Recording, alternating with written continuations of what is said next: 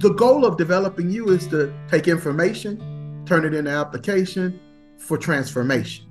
And I think that's the treasure of being a disciple maker. That's the treasure of being a kingdom worker, that you just do good works and you don't take tally of all the things that you do. You just try to impact people's lives for the kingdom on a daily basis. So I'm like, Dennis's sidekick when he needs one. Yeah, yeah, that's like having the Pope as your sidekick, right? It's like that. All right. And I look forward to having Greg on Mornings with Carmen. There you go. Oh, I hope so. I'm ready to go. I got him first. Supposedly, Socrates said the unexamined life is not worth living. In the world of today's complex organizations, what does it take to max perform those? Well, it takes an examined life. I can't think of a better person to help us talk about that than Dr. Greg Campbell, the author of the new book, Developing You. This is a great conversation with Greg Campbell about what it means to have emotional intelligence, what it means to think about changing the social dynamics in your workplace. Joined with co-host Carmen LaBerge from Mornings with Carmen, we are going to have a great deep dive on what it means to be a disciple who understands who we are in our workplace. Here we go. Dr. Greg Campbell, welcome to the Disciple Dilemma. We're delighted you're with us today. Woo, thank you so much, Dennis, for having me on. I've been looking forward to this day for a long time. Thank you for having me. And Carmen, thanks for adding a lot of value to the stuff we do on the Disciple Dilemma. We're so glad you're here today. Thanks, Dennis. And I'm thrilled to be talking with Greg. He's one of my favorites, and I can just hardly wait to get my hands on the book we're talking about today. You two have done this before on your show, right, Carmen? Well, actually, we've done this in real life in person at an event. But yeah, I'm still waiting for Greg to be on my show. So actually, you're ahead of me on that. But yeah, we know each other well. And I'm still downloading and processing that in-person session. That's how amazing it was to be with Carmen during that time. Well, Dr. Greg Campbell, I've had the chance to be in person with you. I think you are a grandparent now. I am. 2 weeks ago, I had my first grandson. His name is Amari. Biblically, it means grace. And in the African language, it means courage. So grace and courage. And he is the most beautiful gift that a grandparent could ever have. It's just been amazing. Are we going to be able to get you to focus today, man? Oh, now I have to refocus. That's the question. Can I refocus?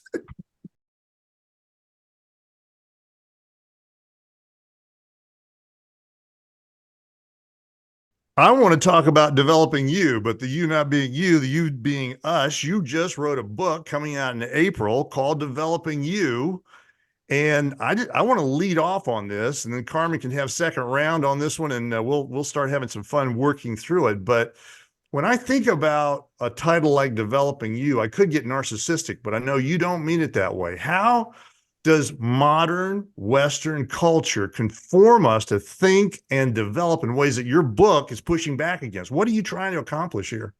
What we're experiencing, Dennis, right now as humans is that people are defining themselves and others through the lens of social media, television, what we're seeing from our leaders today, and what's called normal, I would say, isn't normal. So what's happening to our leaders? Because our purpose and our values come from our experience, our mentors, being with others. And what is that lens today? What does it look like? So I'm pushing back on that, saying that where does your purpose and values come from? It starts with you. And that's why I call the book Developing You. So as you do your work today, by the way, folks, you heard this in the intro, but this guy is a gunslinger for a lot of years. He's a law enforcement guy who has turned into a guy who's helping to improve organizations. And so what I think you're telling us is we have an obligation to be different than the culture.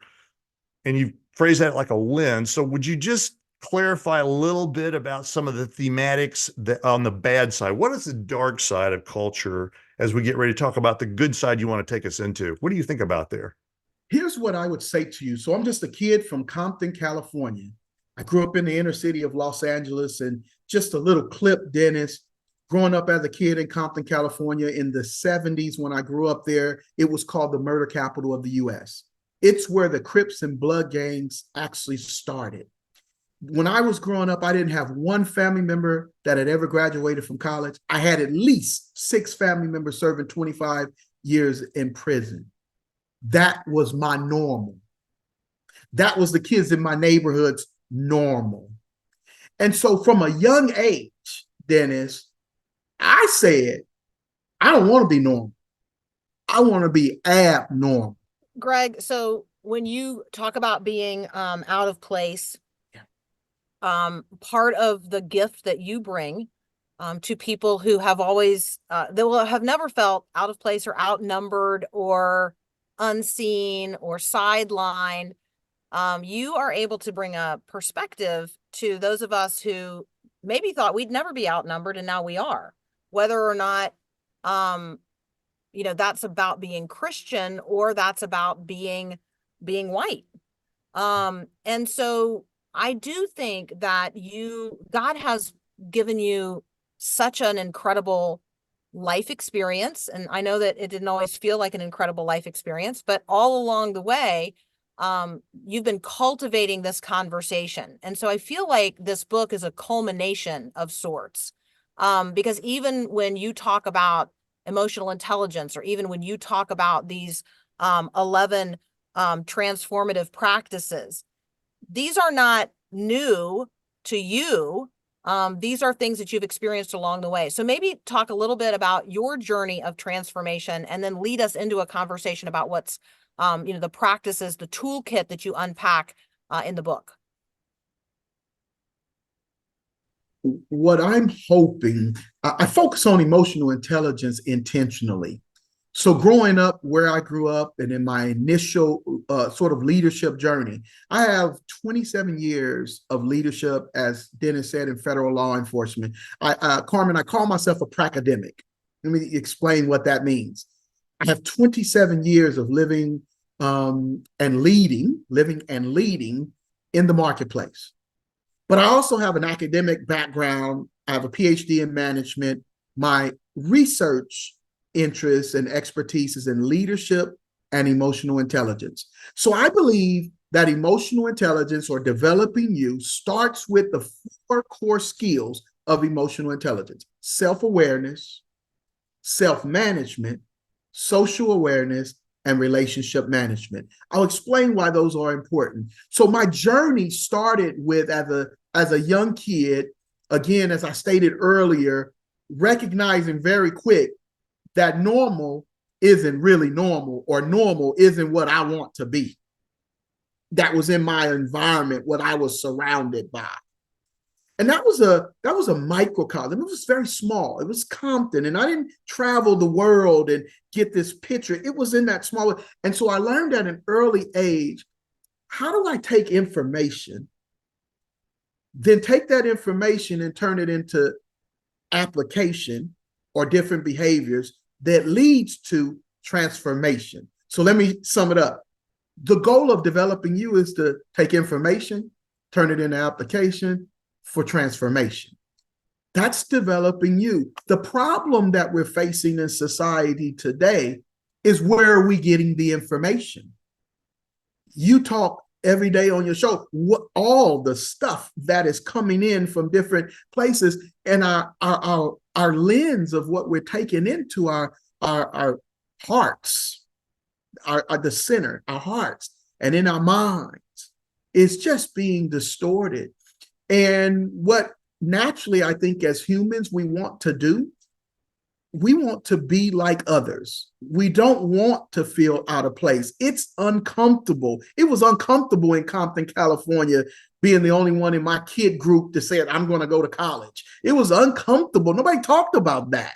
It was uncomfortable. I'm going to be the one to get out of the city. Nobody talked about that. So I had to, and I know this is sort of a common term, I had to lean into discomfort from a very young age. And I will tell you one, I think my greatest skills and what I'm trying to share with the readers is that leaning into discomfort takes practice. And the more you do it, the easier it's going to be.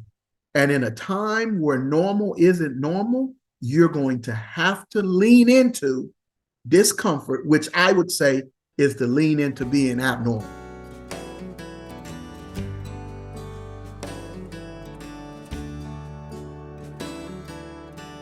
You know, folks, as I'm listening to him talk about this is Romans 12 screaming, do not be conformed, right? Come on, that's it. Popping up. So Greg has been living weird. He's been living weird compared to the culture. The culture is looking at him and going, weird.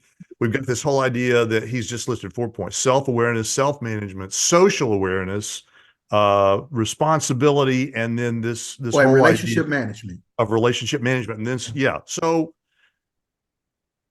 I'm thinking about this. I'm going, how do I, as a follower of Christ, unpack without narcissism, self-awareness, social responsibility? How do I do that, Greg? Because it sounds like you could be tempted to get into navel gazing here. What are you selling for the believer compared to what the world wants to sell in those phrases?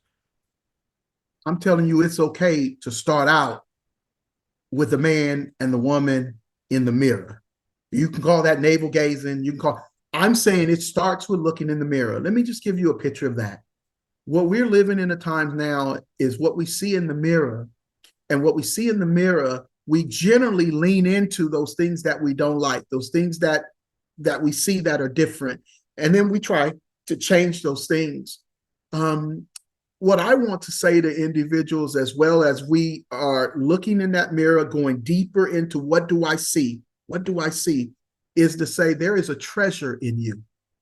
Don't just lean in to look into that mirror, into your flaws, but do something a little different. Do something a little uncomfortable and find the treasure that is within you. The way that I like to say it, and to help people see it in their mind's eye, is that if you think of an apple seed, everything that needs to produce the fruit on the tree is in the seed.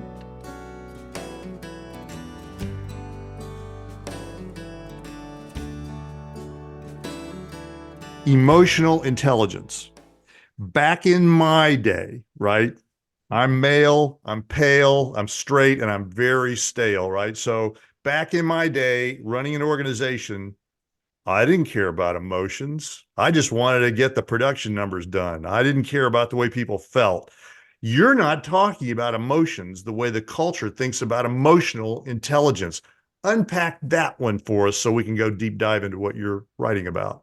So people ask me all the time, Dennis and Carmen, well, who's your audience? Who are you talking to with emotional intelligence? And one of my colleagues, his name is Demise Perdue, he says it this way, and he hits his heart. He spent 22 years as a U.S. Marine. He said the audience is anybody with a heartbeat. And then I take it one step further and I say anybody with a brain. So anybody with a heartbeat and a brain, this message is for you.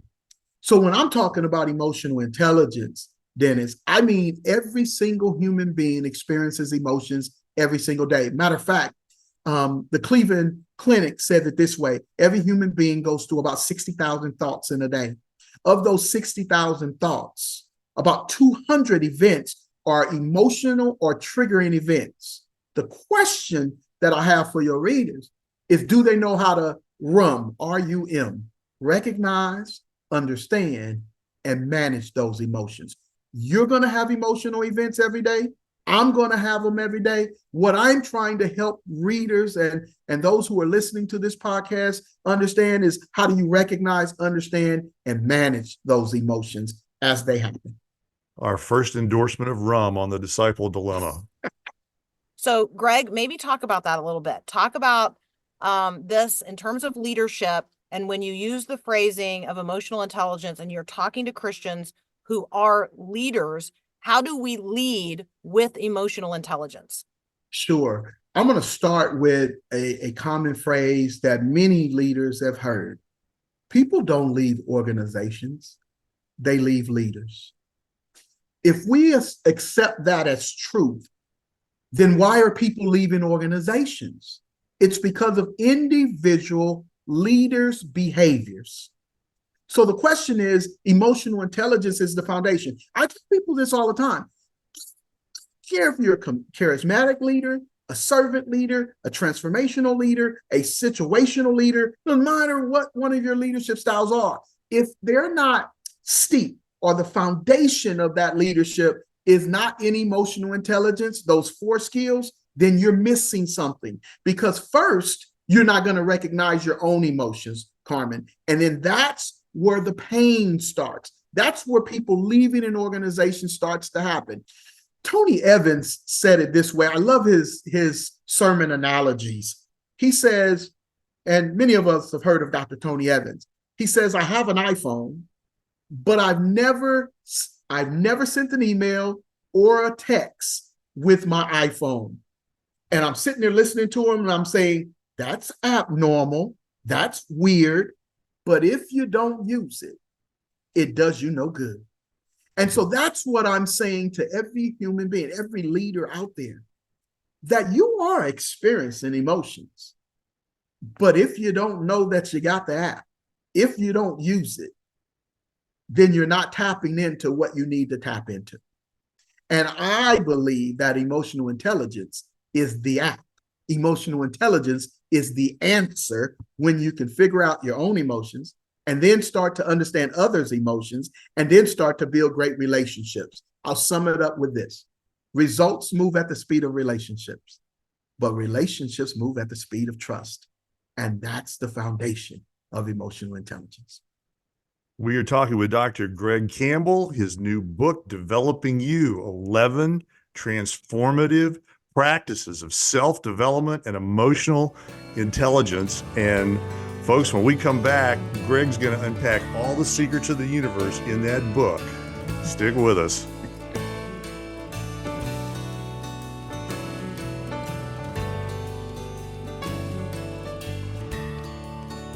Folks, we're back with Dr. Greg Campbell. Carmen and I are exploring his work, brand new book coming out in April, Developing You, Unleashing the 11 Transformative Practices of Self-Development and Emotional Intelligence.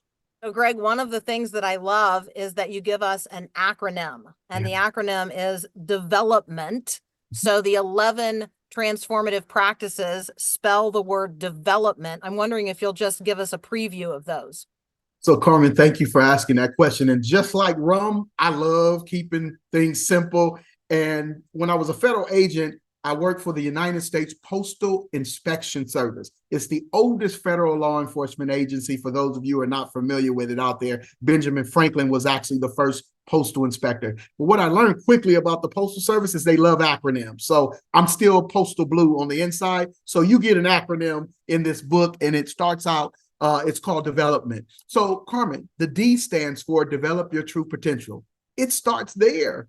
And we've been talking about that this morning from the start. Where does it come from? Being uncomfortable, being abnormal, discovering your true potential. The E stands for enhancing your skills and knowledge. The V, valuing self-awareness and cultivating a growth mindset. Powerful. Oh, that's one of my favorite chapters. And then empowering yourself with effective communication and relationship management. And then the L is leading with emotional intelligence and making better decisions. Our leaders need to understand how emotional intelligence directly impacts or improves your decision-making ability.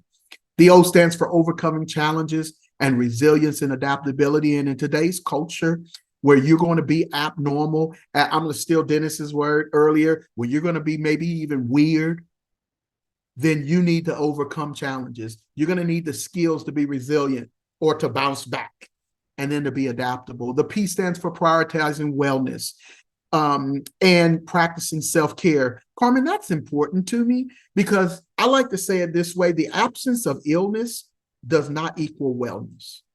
And what you have in the workplace is a lot of leaders with what I call invisible wounds. You can't see the scars, but they're hurting. And when they're hurting, they hurt others. So that chapter is important and critical. The M stands for maximizing your potential for success and happiness. The E is embrace your values and purpose.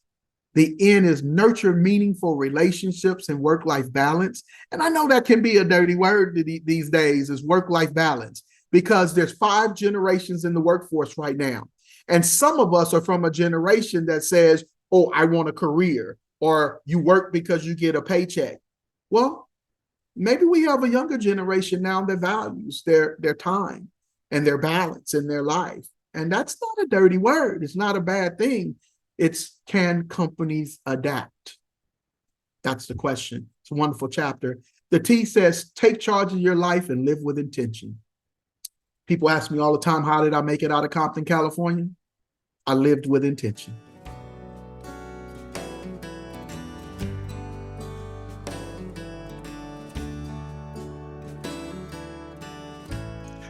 What in the world would you suggest for a disciple trying to grasp this idea of becoming emotionally intelligent? How do I take your development and begin to embrace this idea of emotional intelligence in the individuals I'm around?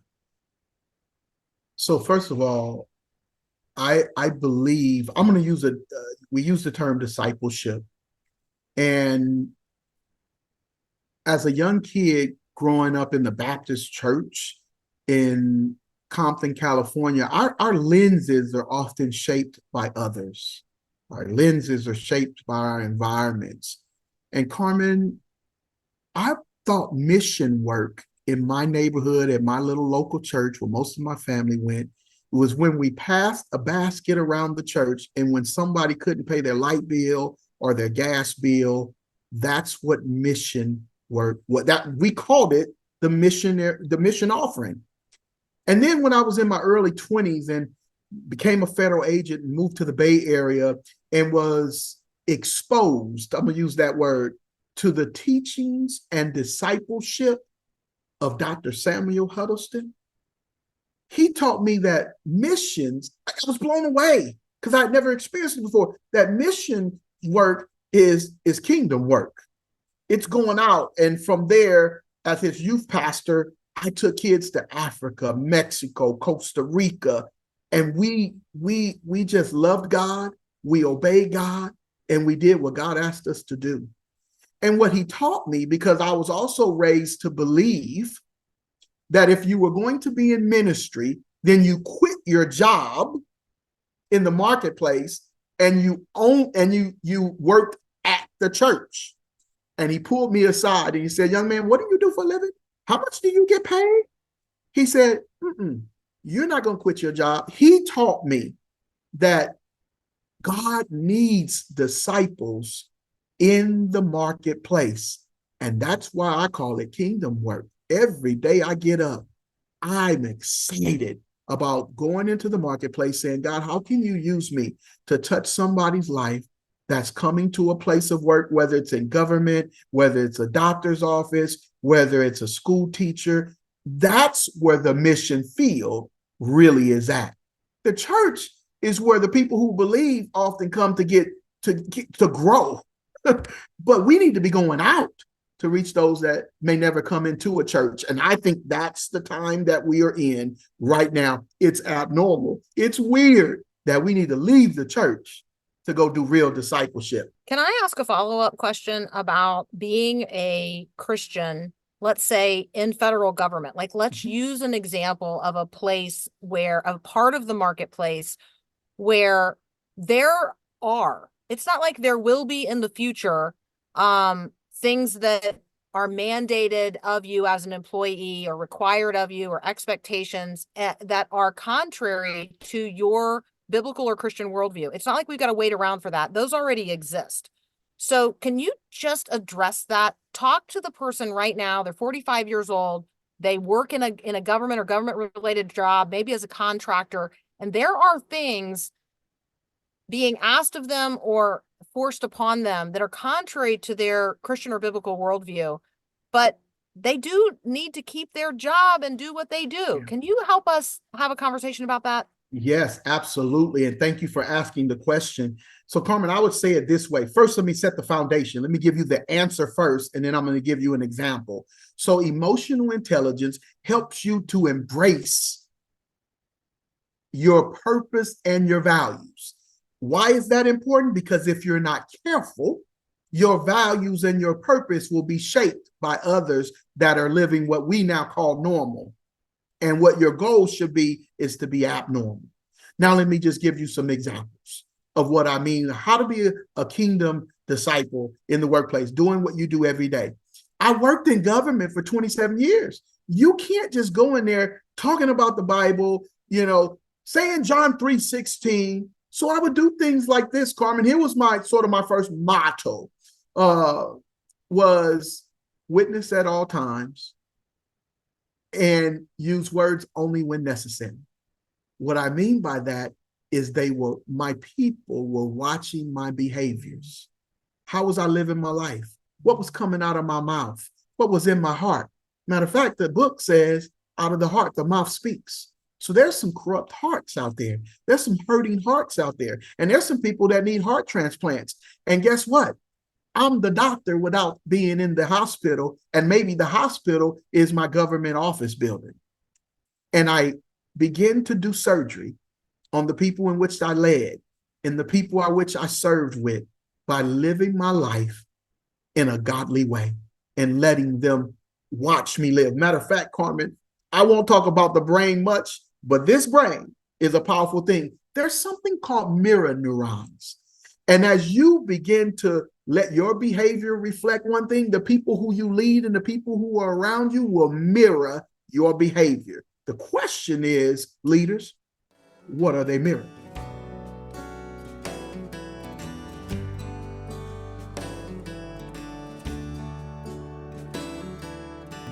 So one thing that I'm getting out of this conversation is that we want to be self-aware, and there's a progressive structure that takes us on through social awareness and responsibilities. And that's beautiful. I love that, because that is the life of the disciple, to first understand our bankrupt state and our progressive sanctification. We want to get that. But you're going deeper than this, I think, Greg, and I'd just like to give you the chance to respond to this. You're telling us in a way that comes through powerfully to me, your work in developing you, the book, is telling me I need to learn how to use emotional intelligence to come aboard with another person's life, to understand them, and then to invite them to come along on my weird life. Am I getting in the ballpark with what you're talking about? Absolutely. And I actually use the word intentionally. Every time I talk to corporations, people, I intentionally use the word, I want to invite you. I extend an invitation. Because we're living in a time where if you're a believer, if you're a disciple, if you're a kingdom worker, you could be discouraged because it's lonely these days. The travelers are few, even in the workplace. As a matter of fact, I love the scripture, Proverbs 13:12. It says, hope deferred makes the heart sick, but a dream fulfilled is a tree of life. And we are living in a time right now where Christians are losing hope because it seems like so few of us in the marketplace are actually doing kingdom work. I was just going to make the observation that the book title doesn't suggest or reveal that this is a Christian having conversations with Christians. And I like that. And I just wanted to give Greg an opportunity to say something about that if he wanted to. Carmen, I love you because I love the way you ask questions. And so when I think about this book, the reason, Carmen, I love that question because I wrestled with this. I actually even called my mentor, Dr. Sam Huddleston, and I said, I have a dilemma. Dennis, I said, I have a dilemma. I said, I'm a Christian, I'm a kingdom worker, and I'm struggling with not making this book totally biblically based and putting scriptures in. And he walked me through it. He said, what have you done for 27 years? He said, you witnessed at all times and you use words, scriptures when necessary. So Carmen, can I give you a couple examples? I would stand up in front of government officials.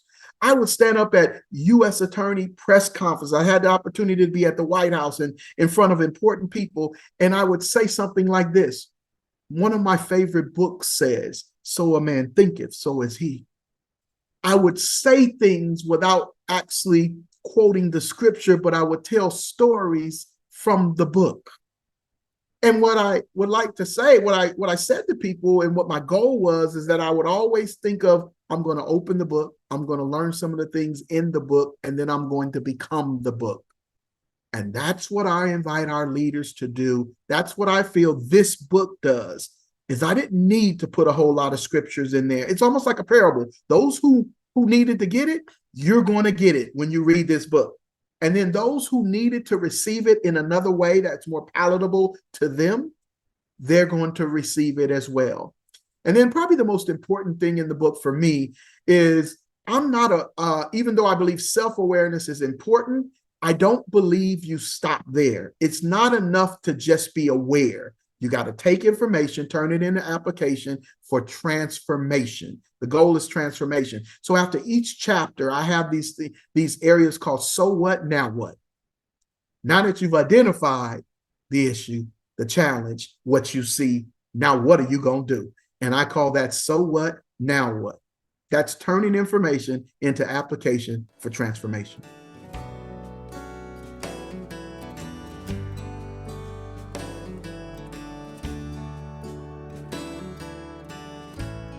So, Dr. Campbell, my sources tell me that when you left your role as a law enforcement guy, you got a lot of performance reports on a bunch of 3x5 cards. Give us the dirt. We want to hear it all. Oh, my goodness. Again, I'm going to go back to that quote and restate it. People don't leave organizations. They leave leaders. The question is, what kind of leader are you? And one of the things that I did when I retired, and I read it in some leadership book, and it recommended, rather than having a big grand retirement party, and when I retired, I was second in charge of the whole country as a federal agent. So not to impress you, but to impress upon you what the span of leadership that I had responsibility for. And so I decided, let me just try this. And I told across the whole country, all the people that I managed, I said, rather than send me all kinds of different things, just take a 3x5 card and put something on that card in which I've impacted your life, or something that I may have said or done that it may have touched your life. Matter of fact, Maya Angelou says it this way. It sums up what I've asked them to do. She said, people may forget what you say. They may forget what you do, but they'll never forget how you made them feel. So I asked people to put that on a card for me. And I got hundreds of cards from around the country. And that was one of those moments in my life that changed the trajectory of my life, because I was like, wow, I didn't know that I actually had did all the things that I had did. And I think that's the treasure of being a disciple maker. That's the treasure of being a kingdom worker, that you just do good works and you don't take tally of all the things that you do. You just try to impact people's lives for the kingdom on a daily basis. This week, I had the opportunity, just yesterday actually, I had an opportunity to go into a prison in West Virginia. It's the highest maximum security prison in West Virginia, and it's one of the only of its kind on the East Coast. And we've been training inmates, those who they call themselves justice impacted, in Florida, Mississippi, and West Virginia. And all of these students have went through a Bible college. Don't miss this. They went through a Bible college initially, and then we brought in a component of emotional intelligence to go with the Bible. And we had a chance to interview 15 individuals at Mount Olive Prison in West Virginia on yesterday. And when I tell you it has changed my life, it was unbelievable. There was story after story of how the Bible saved them, turned their lives around. But emotional intelligence gave them the tools to walk it out on a daily basis.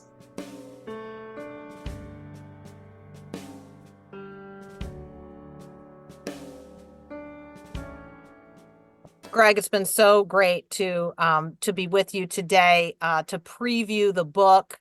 How can people find it? I think it's available already for pre-orders. And then how can folks get in touch with you? Yes, so thank you.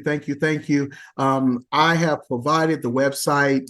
You can get the book on bookbaby.com today, and then it'll be available on Amazon, Barnes & Noble, and all the other websites for pre-order here coming up soon, and it will be available on April 5th.